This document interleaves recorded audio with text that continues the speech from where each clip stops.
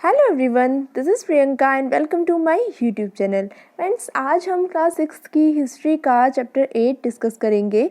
तो आज का चैप्टर स्टार्ट करने से पहले अगर आपने अभी तक चैनल को सब्सक्राइब नहीं किया है तो पहले चैनल को सब्सक्राइब कर लें और साथ ही बेल आइकन को प्रेस कर दें। तो चलिए स्टार्ट करते हैं आज का वीडियो। देखिए, आज का जो चैप्टर है इसका नाम है अशोक, एक अनोखा सम्राट जिसने युद्ध का त्याग किया। तो फ्रेंड्स, आप इसके टाइटल से ही समझ गए होंगे कि इसमें एक ऐसे सम्राट जिसने युद्ध का त्याग कर दिया था हमेशा हमेशा के लिए, उसके बारे में बताया गया था और उस सम्राट का नाम क्या था? अशोक। तो चलिए देखते हैं क्या है इसमें पहला पॉइंट। देखिए, यहाँ सबसे पहले बताया गया है कि जो अशोक थे, जो सम्राट अशोक थे, वो मौर्य वंश के राजा थे। और जो मौर्य वंश था उसकी स्थापना की थी किसने? चंद्रगुप्त मौर्य ने। चंद्रगुप्त मौर्य ने लगभग 2300 साल पहले, कितने साल? 2300 साल पहले चाणक्य की सहायता से मौर्य वंश की स्थापना की थी। तो अगर आपसे पूछा जाए कि मौर्य वंश की स्थापना किसने की थी, तो वो की थी किसने? सबसे पहले जो राजा हुए चंद्रगुप्त मौर्य, उन्होंने ही मौर्य वंश की स्थापना की। कब की? 2300 साल पहले। और किसकी सहायता से? चाणक्य, या जिन्हें हम कौटिल्य के नाम से भी जानते हैं, वो एक बहुत ही बुद्धिमान व्यक्ति थे। तो उन्होंने ही चंद्रगुप्त मौर्य की सहायता की थी मौर्य वंश को स्थापित करने में। और चाणक्य की एक बुक है या पुस्तक है जिसमें हमें चाणक्य के विचार मिलते हैं। उस बुक का नाम है अर्थशास्त्र। ठीक है फ्रेंड्स, ये बात आपको कुछ याद रखनी, यानी कि ये कुछ इंपॉर्टेंट पॉइंट्स हैं जो आपको याद रखने हैं। अब देखिए, यहाँ पर एक वर्ड आया है वंश। अब देखिए, वंश क्या होता है? जब एक ही परिवार के कई सदस्य एक के बाद एक राजा बनते हैं तो उन्हें एक ही वंश का कहा जाता है। तो यानी कि जैसे चंद्रगुप्त मौर्य, उसके बाद उनका बेटा था बिंदुसार, बिंदुसार का पुत्र था अशोक। तो ये सब क्या है? ये तीनों एक ही वंश के राजा हैं, यानी कि एक के बाद एक जब जनरेशन चलती रहती है तो उसे ही वंश कहा जाता है। आई होप आपको इतना समझ में आ गया होगा। तो चलिए आगे बढ़ते हैं। अब देखिए, ये जो मौर्य साम्राज्य था, इस साम्राज्य में बहुत सारे नगर थे, यानी कि ये जो एक बहुत बड़ा साम्राज्य था, इसमें बहुत सारे नगर थे। इनमें साम्राज्य की राजधानी पाटलिपुत्र, उज्जैन और तक्षशिला, ये कुछ नगर हैं जो कि प्रमुख थे। यानी कि ये जो 3 राजधानियाँ थीं, पाटलिपुत्र, उज्जैन और तक्षशिला। अब हम देखिए, पहले इन्हें एक बार मैप में देख लेते हैं। थोड़ा सा हम जूम कर लेते हैं इसे। ये देखिए, इधर ये है, देखिए फ्रेंड्स, पाटलिपुत्र। तो और दूसरी है आपकी तक्षशिला, यहाँ पर ये है तक्षशिला। और एक और है उज्जैन। तो ये देखिए, ये है उज्जैन। तो ये 3 राजधानियाँ थी मौर्य साम्राज्य की। इनमें से देखिए, जो तक्षशिला थी वो उत्तर पश्चिम में और मध्य एशिया के, यानी कि उत्तर पश्चिम जो ये दिशा है यहाँ, और मध्य एशिया से आने वाले लोगों के लिए एक बहुत मुख्य जगह थी, यानी कि रास्ते में आने जाने का मार्ग था। और जो उज्जैन था वो उत्तरी भारत से दक्षिणी भारत जाने वाले रास्ते में पड़ता था, यानी कि अगर कोई उत्तर भारत से दक्षिण भारत की तरफ जाएगा तो उसे उज्जैन रास्ते में पड़ेगा। ठीक है, और पाटलिपुत्र तो है ही। ठीक है, तो ये थी मौर्य साम्राज्य की राजधानियाँ। अब देखिए, जो साम्राज्य के जो बड़े बड़े क्षेत्र थे, वहाँ पर किसान और पशुपालक थे, यानी कि बहुत बड़े क्षेत्र में किसान और पशुपालक थे, गांव बसे हुए थे। और जो मध्य भारत का इलाका था वो ज़्यादातर जंगलों से भरा हुआ था। वहाँ पर लोग क्या करते थे? फल और फूलों का संग्रहण, यानी कि फल और फूलों को इकट्ठा करते थे। इसके अलावा वो लोग जानवरों का शिकार करके अपनी जीविका चलाते थे।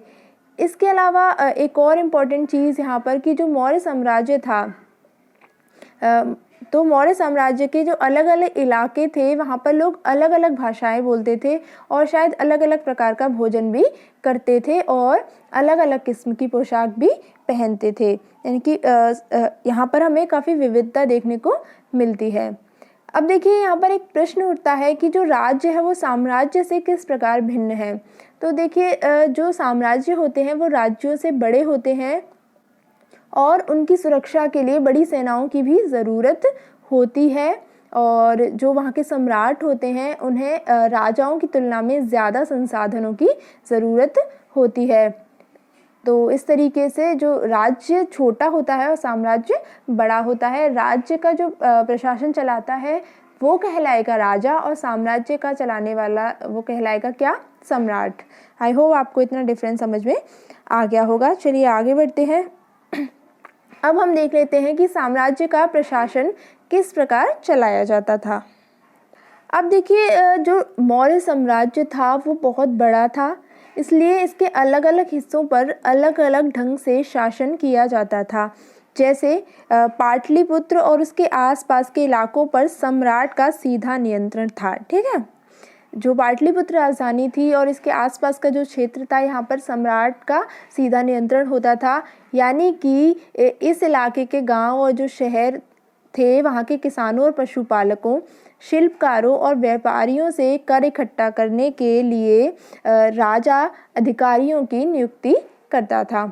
जो राजा के आदेशों का उल्लंघन करते थे, यानी कि जो कोई भी राजा के आदेश को नहीं मानेगा तो अधिकारी उनको सज़ा भी देते थे। ठीक है, और ये जो अधिकारी होते थे इनको वेतन भी दिया जाता था। इसके अलावा संदेशवाहक एक जगह से दूसरी जगह घूमते रहते थे और राजा के जासूस अधिकारियों के कार्यकलापों पर नज़र रखते थे।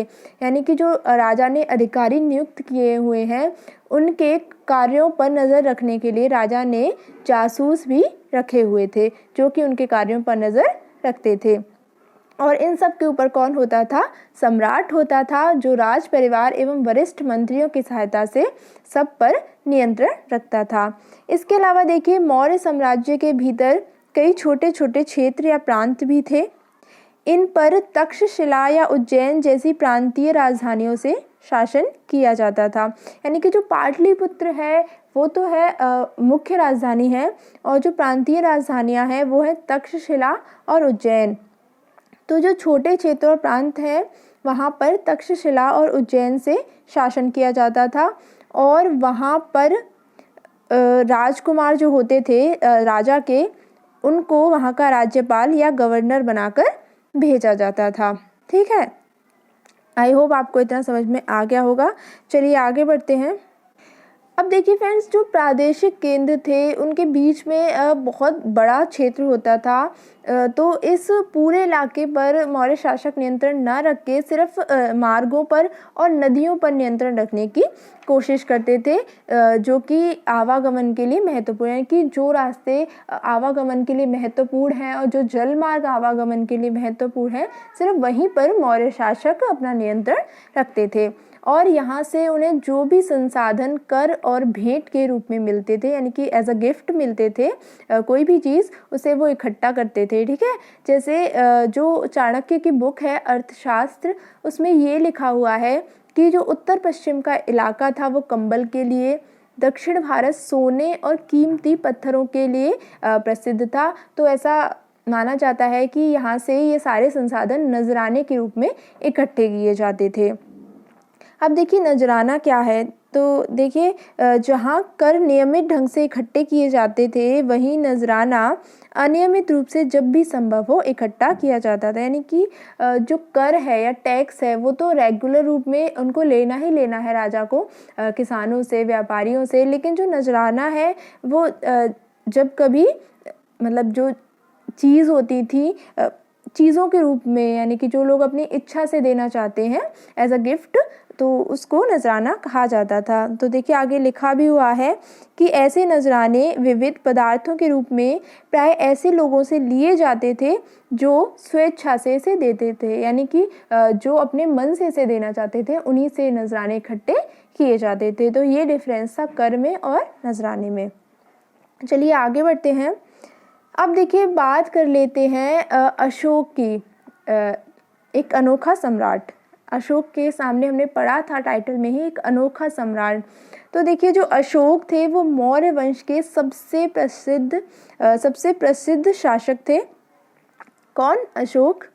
और वो पहले ऐसे शासक थे जिन्होंने अभिलेखों द्वारा जनता तक अपने संदेश पहुंचाने की कोशिश की।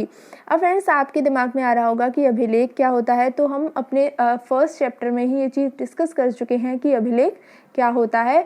जो पत्थर पर या मतलब ठोस सतह पर उत्कीर्ण करवाए जाते थे जो राजा के आदेश थे, उनको ही अभिलेख कहा जाता था। अब देखिए, जो अशोक के अभिलेख हैं वो ज़्यादातर प्राकृत भाषा और ब्राह्मी लिपि में है। कौन सी लिपि में है? ब्राह्मी लिपि में है और प्राकृत भाषा में है। किसके अभिलेख? सम्राट अशोक के। चलिए आगे बढ़ते हैं। अब नेक्स्ट पॉइंट है हमारा यहाँ पर अशोक का कलिंग युद्ध। तो देखिए, जो कलिंग है वो है तटवर्ती उड़ीसा का प्राचीन नाम है, यानी कि जो तटवर्ती उड़ीसा है उसको प्राचीन काल में कलिंग बोला जाता था। अब अशोक ने कलिंग को जीतने के लिए युद्ध लड़ा, यानी कि जो राजा अशोक थे उन्होंने कलिंग को जीतने के लिए क्या किया? युद्ध लड़ा।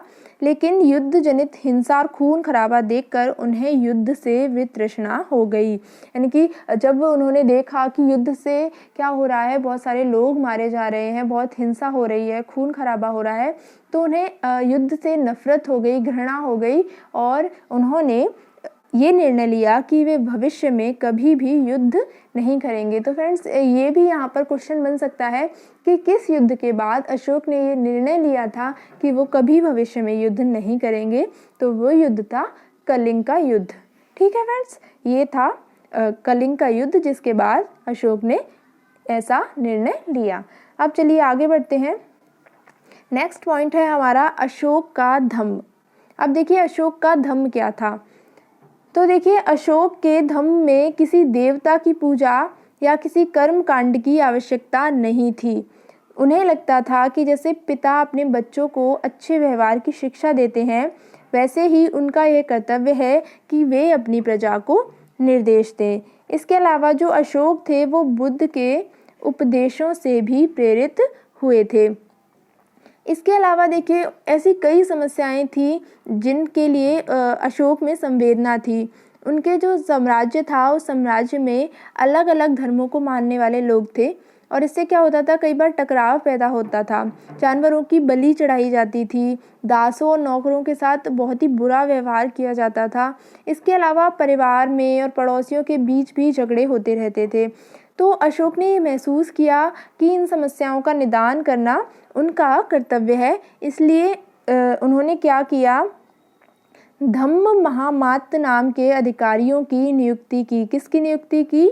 धम्म महामात्त। आपको ये वर्ड ध्यान में रखना है कि अशोक ने धम्म महामात्त नाम के अधिकारियों की नियुक्ति की, जो जगह जगह जाकर धम्म की शिक्षा देते थे।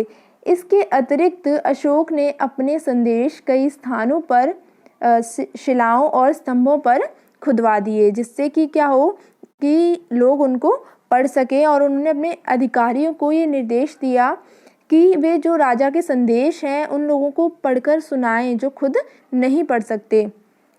इसके अलावा अशोक ने धम्म के विचारों को प्रसारित करने के लिए सीरिया, मिस्र, ग्रीस और श्रीलंका में भी अपने दूत भेजे, यानी कि न सिर्फ भारत में बल्कि विदेशों में भी उन्होंने अपने धम्म का प्रचार करवाया।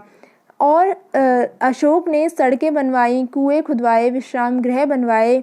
इसके अतिरिक्त उन्होंने मनुष्यों और जानवरों की चिकित्सा की भी व्यवस्था की, यानी कि उन्होंने एक बहुत ही अच्छा काम किया। बौद्ध धर्म को अपनाकर, बुद्ध के उपदेशों से शिक्षा लेकर उन्होंने उन उपदेशों को ग्रहण किया। अब आगे बढ़ते हैं नेक्स्ट पॉइंट पे। नेक्स्ट पॉइंट है हमारा अन्यत्र वाला, जो होता है चैप्टर के लास्ट में। तो देखिए, यहाँ पर बताया गया है कि लगभग 2400 वर्ष पहले, यानी कि मौर्य साम्राज्य से थोड़ा पहले, मौर्य साम्राज्य कब था? 2300 वर्ष पहले उभरा था और यहाँ पर बात की जा रही है 2400 वर्ष पहले की। तो लगभग 2400 वर्ष पहले चीन में सम्राटों ने चीन की दीवार का निर्माण शुरू किया। कितने वर्ष पहले? 2400 वर्ष पहले। ये बात आपको याद रखनी है। और ये जो चीन की दीवार थी, इसको बनाने का उद्देश्य क्या था? इसको बनाने का उद्देश्य था उत्तरी सीमा की पशुपालक लोगों से रक्षा करना। ठीक है। अब नेक्स्ट इम्पॉर्टेंट पॉइंट यहाँ पर है कि ये जो दीवार है ये है 6400 किलोमीटर लंबी है और लगभग 2000 वर्षों तक इस दीवार के निर्माण का कार्य चलता रहा था, क्योंकि जो साम्राज्य था उसकी सीमाएं बदलती रही थी। और ये जो दीवार है ये पत्थर और ईंट से बनी हुई है और इसकी जो ऊपरी सतह है वो सड़क जैसी चौड़ी है और हर 100 और 200 मीटर की दूरी पर इस पर निगरानी के लिए बुर्ज बने हुए हैं। तो ये थी चीन की दीवार के बारे में कुछ इम्पोर्टेंट पॉइंट, और आज का हमारा जो चैप्टर था वो यहीं समाप्त होता है। आई होप आपको वीडियो पसंद आया होगा, और वीडियो पसंद आया हो तो लाइक और शेयर करना ना भूलें। आज की वीडियो में इतना ही, मिलेंगे एक नए वीडियो में एक नए टॉपिक के साथ। तब तक के लिए thank you so much and good bye.